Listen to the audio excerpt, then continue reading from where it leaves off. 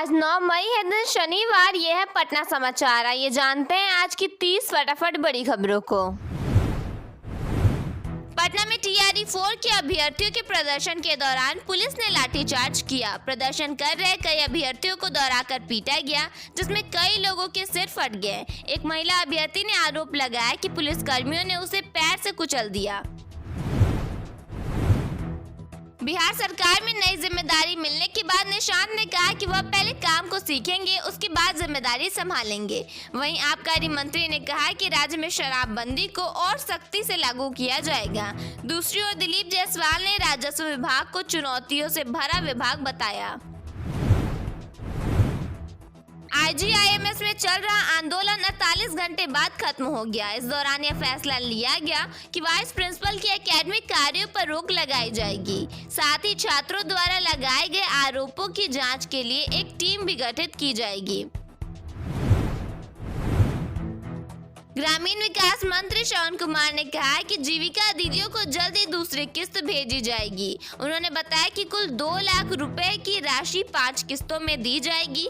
सरकार का कहना है कि इससे महिलाओं को आर्थिक सहायता मिलेगी।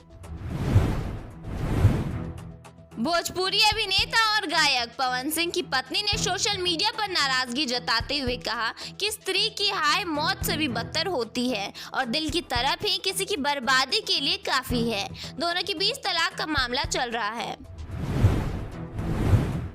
छपरा में आर्केस्ट्रा कलाकारों से जुड़ी एक सड़क दुर्घटना में 3 लोगों की मौत हो गई। एक डांसर ने बताया कि गाड़ी चला रहा ड्राइवर सो गया था। उसके बाद पास में बैठे युवक ने स्टीयरिंग घुमाने की कोशिश की, तभी सामने ट्रक आया और हादसा हो गया। पटना में तेज आंधी और बारिश के कारण ओले भी गिरे। कई जगहों पर पेड़ टूटकर गिर गए और एक पेट्रोल पंप की दीवार भी ढह गई। मौसम बदलने से 10 शहरों में बादल छाए रहे। वैशाली में परीक्षा देकर लौट रही एक छात्रा के साथ चलती बस में छेड़खानी की घटना सामने आई है। छात्रा ने आरोप लगाया कि बस के कंडक्टर ने बदतमीजी की। मामले में एफआईआर दर्ज कर ली गई है। नालंदा में पुलिस ने एक फर्जी पुलिसकर्मी को गिरफ्तार किया है। आरोपी खाकी वर्दी पहनकर लोगों पर धौंस जमाता था और पिछले 1.5 साल से ठगी कर रहा था। उसके घर में नकली ऑफिस भी बनाया गया था। कटिहार स्टेशन पर खीरे में हरा रंग मिलाने का वीडियो वायरल हुआ है। बताया गया कि खीरे को हरा और ताज़ा दिखाने के लिए उसमें रंग लगाया जा रहा था। कार्रवाई करते हुए आरपीएफ ने 8 महिला वेंडरों को पकड़ लिया है। सहरसा में मिड डे मील खाने के बाद करीब 50 बच्चे बीमार हो गए। बच्चों को उल्टी, पेट दर्द और चक्कर आने की शिकायत हुई। घटना की जानकारी मिलने पर डीएम मौके पर पहुंचे और स्थिति का जायजा लिया। पूर्णिया में बारातियों से भरी एक स्कॉर्पियो की ट्रक से टक्कर हो गई। हादसे में एक व्यक्ति की मौके पर ही मौत हो गई, जबकि 7 लोग घायल हो गए। बताया गया कि ओवरटेक करने की वजह से यह दुर्घटना हुई है।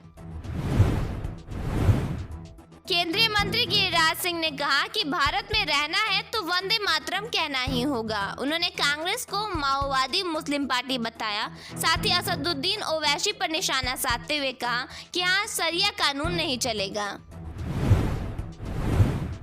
भागलपुर में एक नई नवेली दुल्हन की विदाई नाव से कराई गई। दुल्हन ने कहा कि वह पहली बार नाव से सफर कर रही है और उसे अच्छा लग रहा है। विक्रमशिला पुल गिरने के कारण लोगों की परेशानी बढ़ गई है। बिहार के 26 जिलों में आज बारिश को लेकर येलो अलर्ट जारी किया गया है। मौसम विभाग के अनुसार राज्य में अधिकतम तापमान 40 डिग्री के नीचे बना रहेगा। बिहार के लीची किसानों की परेशानी अब सीधे केंद्र सरकार तक पहुंच गई है। लीची स्टिंग बग से फसल को हो रहे नुकसान पर केंद्रीय कृषि मंत्री शिवराज सिंह चौहान ने तुरंत विशेषज्ञ टास्क फोर्स गठित कर बड़ा कदम उठाया है। यह टीम बिहार के प्रभावित इलाकों का दौरा कर नुकसान का आकलन करेगी और किसानों को राहत देने के लिए सुझाव देगी।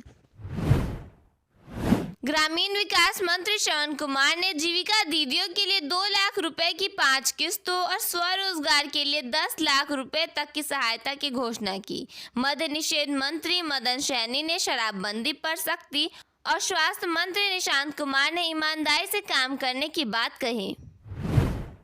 बिहार के जमुई जिले में किसान अब खेती के साथ साथ मधुमक्खी पालन करके अपनी कमाई बढ़ा रहे हैं। अब वे सिर्फ शहद ही नहीं बेचते बल्कि मधुमक्खियों के जरिए मिलने वाला फूलों का पराग भी इकट्ठा कर रहे हैं, जिसकी बाजार में बहुत बड़ी मांग है। इससे किसानों को हर सीजन में 1 से 1.5 लाख रुपए का मुनाफा हो रहा है और उनकी गरीबी दूर हो रही है।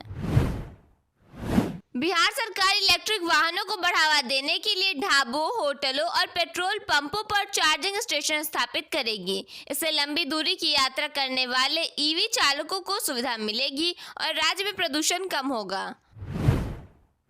बिहार में नई सरकार के गठन के बाद कैबिनेट विस्तार के साथ ही मंत्रियों के बीच विभागों का बंटवारा कर दिया गया है। मुख्यमंत्री सम्राट चौधरी ने अपने पास गृह और सामान्य प्रशासन जैसे महत्वपूर्ण विभाग रखे हैं।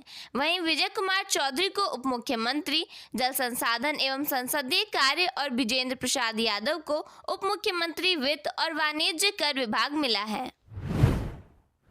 नवादा जिले में बिहार पुलिस के विशेष अभियान ऑपरेशन मुस्कान के तहत गुम हो चुके 3 कीमती मोबाइल फोन बरामद किए गए हैं। उनके वास्तविक मालिकों को सौंप दिए गए हैं।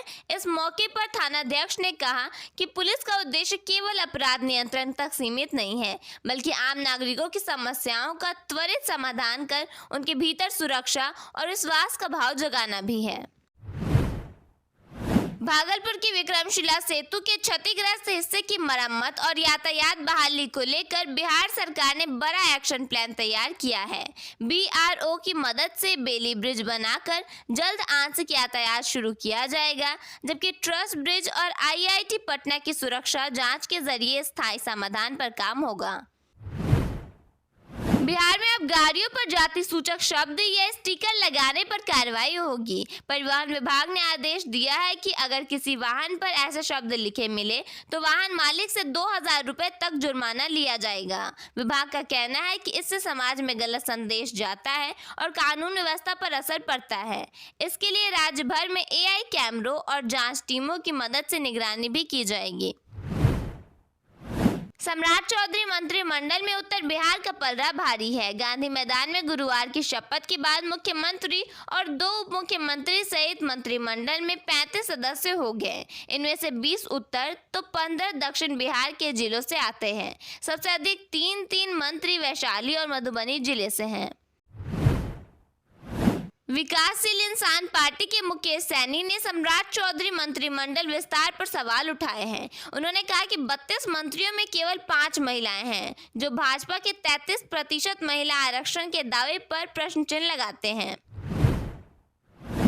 घरों में बिल्ली पालने का शौक तेजी से बढ़ रहा है। बिल्ली की खूबसूरती जहां हर किसी को आकर्षित करती है, वहीं इसके मल मूत्र से बड़ा खतरा उत्पन्न होने लगा है। विशेषकर गर्भवती महिला और नवजात तथा कमजोर रोग प्रतिरोधक क्षमता वाले लोग इसकी चपेट में आते हैं।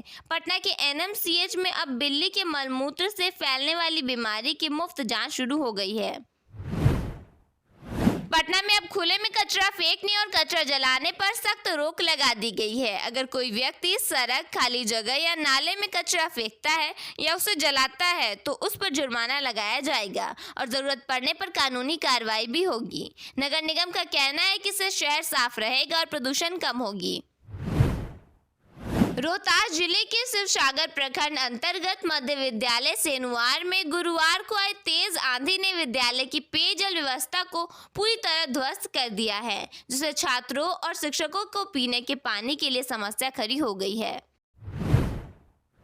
पटना में एक बार फिर BPSC TRE के अभ्यर्थियों पर लाठीचार्ज किया गया। BPSC TRE 4 का विज्ञापन जारी करने की मांग को लेकर हजारों की संख्या में अभ्यर्थी प्रदर्शन करने के लिए सड़क पर उतरे थे। उन्हें रोकने के लिए पुलिस की ओर से बैरिकेडिंग भी की गई थी। लाठीचार्ज में कई छात्र घायल हुए हैं। इसके साथ ही कई अभ्यर्थियों को हिरासत में लिया गया है। इतना ही नहीं, छात्र नेता दिलीप की गिरफ्तारी की भी खबर है। भाजपा नेता मिथिलेश तिवारी ने भी पुलिस की इस कार्रवाई को गलत बताया है।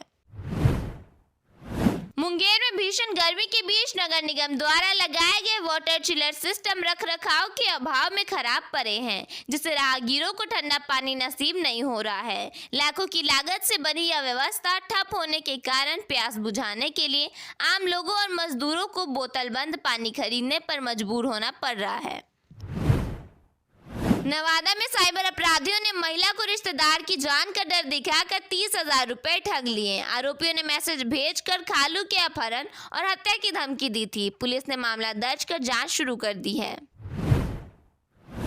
कैमूर के देवराड खुर्द गांव में रात चोरों ने 2 घरों को निशाना बनाकर लाखों रुपए के जेवरात और कीमती सामान की चोरी कर ली। वारदात के दौरान चोरों ने परिवार के लोगों को बाहर से बंद कर दिया।